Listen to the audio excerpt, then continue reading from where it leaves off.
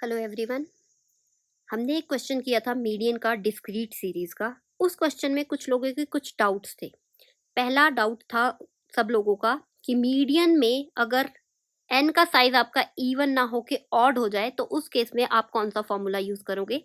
तो मैं सबसे पहले बताना चाहती हूँ कि दोनों केसेस में आपका एक ही फॉर्मूला यूज हो जाएगा। क्यों? क्योंकि आप यहाँ क्यूमुलेटिव फ्रीक्वेंसीज पे काम कर रहे हो, जिसके लिए आप इवन ऑड को कंसीडर नहीं करते हो।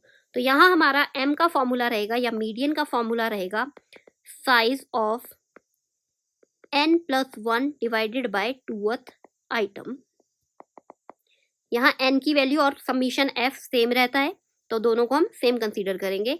यहाँ हो जाएगा m की वैल्यू n की value size of 73 plus one divided by two earth item. Solve करेंगे। Size of 74 by two earth item. Further solve करने पे हमें वैल्यू मिलेगी साइज ऑफ 37 आइटम। अब दूसरा डाउट इस पॉइंट पे था लोगों का कि 37 की जगह वहां एक बार मुझसे गलती से 32 मेंशन हो गया था, जिसे मैंने करेक्ट करके 37 कर दिया था। तो यहाँ हम 37th आइटम कंसीडर करेंगे। इस 37th आइटम को हम ढूंढेंगे अपनी क्यूमुलेटिव फ्रीक्वेंसी में, क्योंकि हम ले रहे हैं साइज ऑफ 37th आइटम।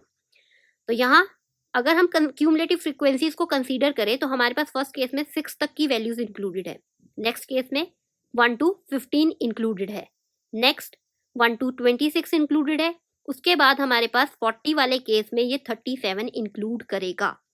तो यहाँ हमारे मीडियन की वैल्यू आएगी इसके सामने वाली वैल्यू जो कि है 6।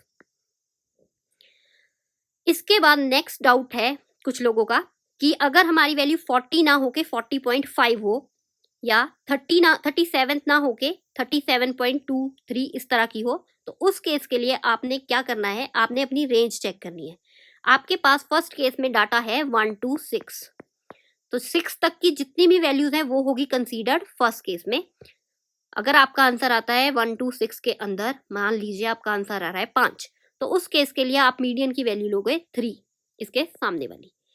अब यहाँ अगर हम 40.5 की बात करें तो 40.5 जो होगा वो आपका इंक्लूड होगा ये 63 में, क्योंकि यहाँ तक सिर्फ 40 ही इंक्लूडेड है। 40.1, 40.2, 40.3 इससे अगले केस में कंसीडर किया जाएगा।